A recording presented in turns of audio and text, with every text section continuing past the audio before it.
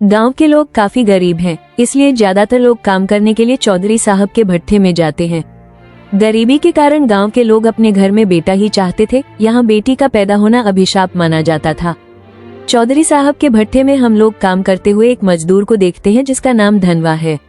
धनवा 45 साल का हो चुका है और उसकी अब तक शादी नहीं हुई।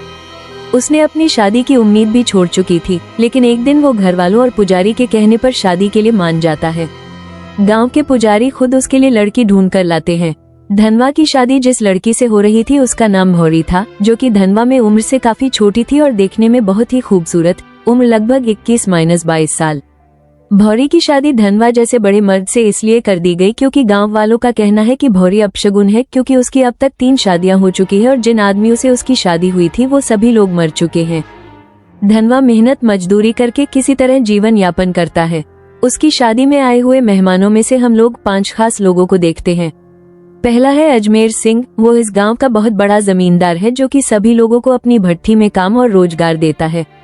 दूसरा है उसका मैनेजर सौरभ, जो कि पहले इस भट्ठी में काम किया करता था, लेकिन फिर धौंस जमाकर और चौधरी जी की गुलामी करके वो यहाँ का मैनेजर बन बैठा। वो यहाँ के लोगों से हफ्ता वसूल करता है और मजदूरों के बीच में गुंडागर्दी भी किया करता है। तीसरा है गांव का पंडित, जो कि एक नंबर का ढोंगी आदमी है। वो सिर्फ पैसों के लिए काम करता है। उसे ना तो कोई धर्म का ज्ञान है और न ही तंत्र मंत्र का, उसे बस औरत और पैसा चाहिए। वहीं हम लोग चौथे खास आदमी को देखते हैं, जो कि गांव का एक सेठ है। वह इस गांव में दुकान चलाता है। वो सामान उधार देने के बदले में औरतों से उनकी इज्जत छीनता है। इसके बाद नंबर आती है डॉक्टर की, जो कि एक नंबर का बदमाश आदमी है।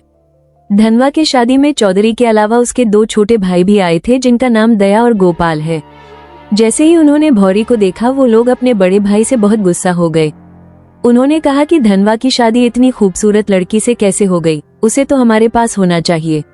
ये दोनों एक नंबर के छिछोरे और बदमाश हैं। गांव की हर लड़की पर इनकी नजर खराब रहती है।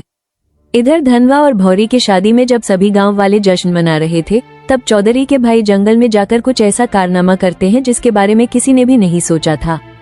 उन लोगों ने गांव की एक पागल लड़की को पकड़कर जंगल में ले गए और इसके बाद उन्होंने उस पागल लड़की के साथ में हैवानियत की सारी हदें पार कर दी।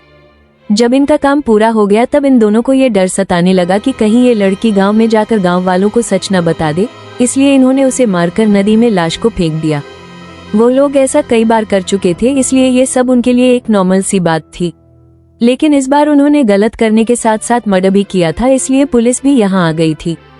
पुलिस वाले की चौधरी के साथ में पुराने वक्त से दुश्मनी थी और इसके बारे में सभी लोग जानते थे। जैसे ही चौधरी को अपने भाइयों के हरकत के बारे में मालूम चलता है, चौधरी उन दोनों को लेकर सीधा पंडित के पास में जाता है ताकि पंडित पूजा करके उन दोनों को इस पाप से मुक्ति दे सके। तभी इंस्पेक्टर भी इन दोनों की तलाश में यहाँ पहुँच जाता है। पूरे गांव के सामने इंस्पेक्टर ने चौधरी के भाइयों को पकड़ लिया। जब चौधरी अपने भाइयों को बचाने के लिए आगे आया तब इंस्पेक्टर ने उसे जोर का ऐसा तमाचा मारा कि चौधरी को दिन में ही तारे दिख गए। इंस्पेक्टर ने उसे धमकी दी कि इस बार तुम्हारे भाइयों ने हदें पार कर दी है, उनका पाप का घड़ा भर चुका है, इसलिए उन्हें अब मुझसे कोई नहीं बचा सकता है। यूं तो इंस्पेक्टर के पास में अभी सबूत की कमी थी, लेकिन वो जानता था जैसे ही डीएनए टेस्ट और मेडिकल होगा सारे सबूत मिल जाएंगे। इंस्पेक्टर की तो पहले से ही चौधरी से दुश्मनी थी, इसलिए इंस्पेक्टर उसके भाइयों को थाने में ले जाकर उल्टा लटका कर ऐसा मार मारता है कि उन दोनों ने अपना सारा क्राइम कबूल कर लिया। इसके बाद चौधरी शहर के वकील से सलाह लेता है। वकील ने कहा आपका केस बहुत कमजोर है, इसलिए उन दोनों को छुड़ाना बहुत मुश्किल होगा। अगर कुछ सेटिंग हो जाए तब कुछ रास्ता मिल सकता है, लेकिन इसके लिए काफी सारे पैसे लगेंगे। चौधरी के पास अभी बहुत बड़ी रकम नहीं थी। तभी गांव का पंडित मदद करने के लिए उसके सामने आता है। वो चौधरी को आइडिया देता है कि मजदूरों की मजदूरी से तुम आधे पैसे काट लो, तुम्हारे पास बहुत सारे मजदूर हैं, जैसे ही तुम उनके आधे पैसे काटोगे तुम्हारे पास काफी पैसे हो जाएंगे। चौधरी और उसके मैनेजर वैसा ही करते हैं।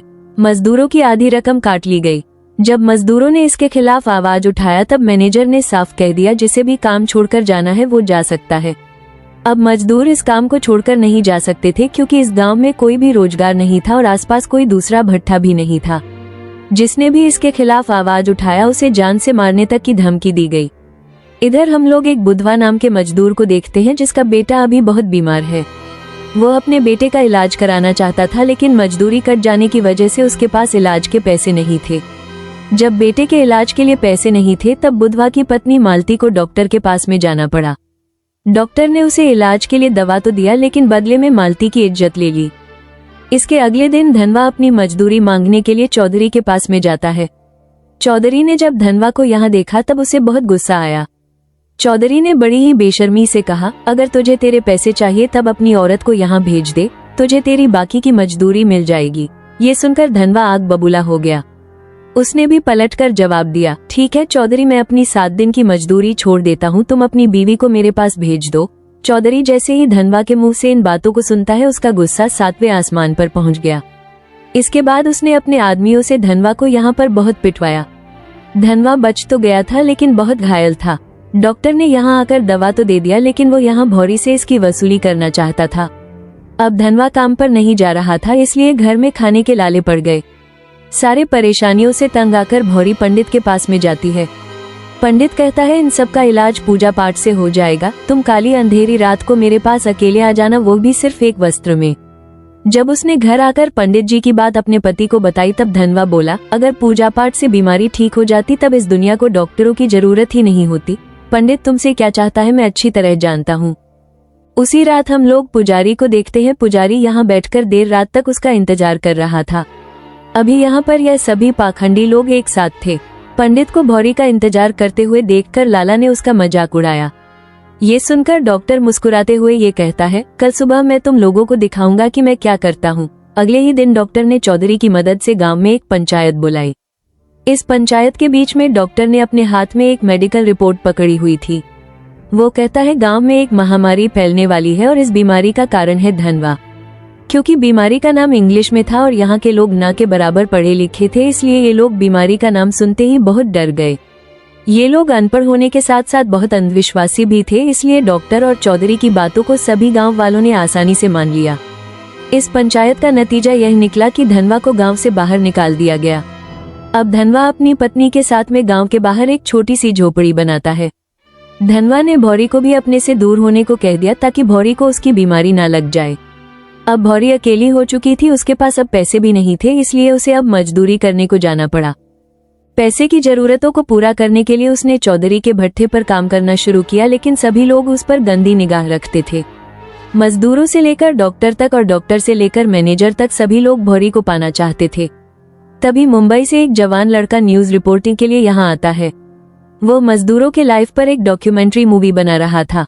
उस लड़के के देखभाल का जिम्मा भौरी को दिया गया था। भौरी उस लड़के के लिए सारा काम किया करती थी।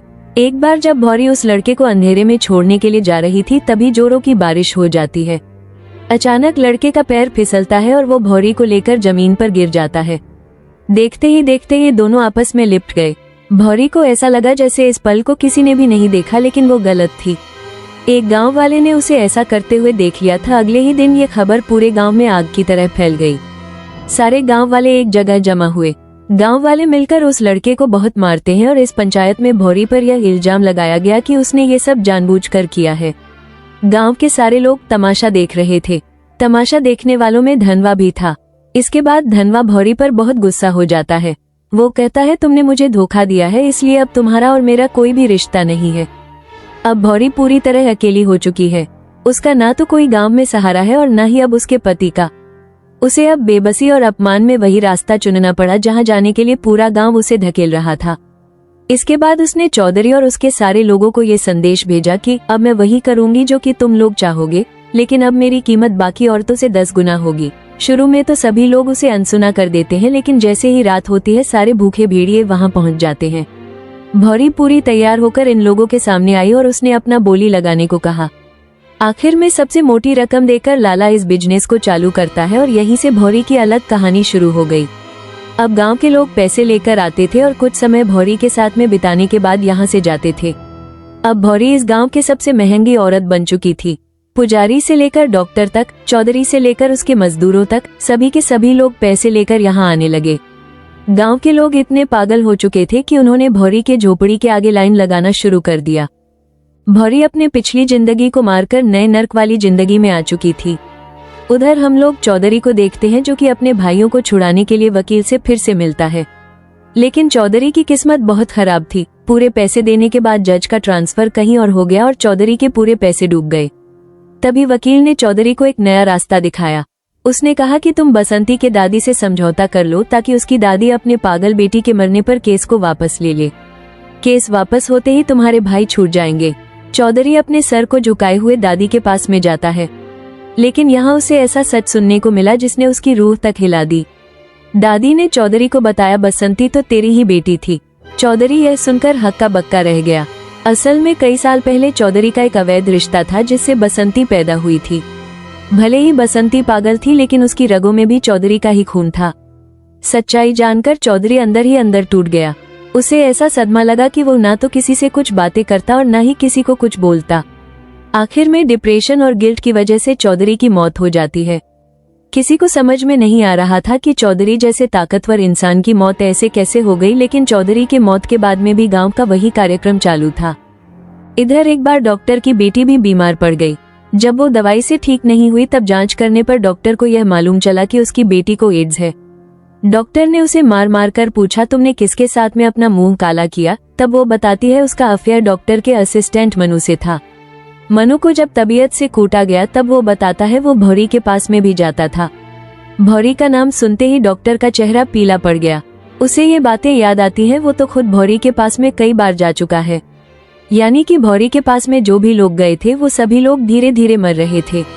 मर्द भौरी के साथ में समय बिताने के बाद अपने बीवियों के साथ में भी इंटीमेट हुआ करते थे, जिसके वजह से इस गांव में औरत हो या मर्द बहुतों को ये बीमारी लग गई थी।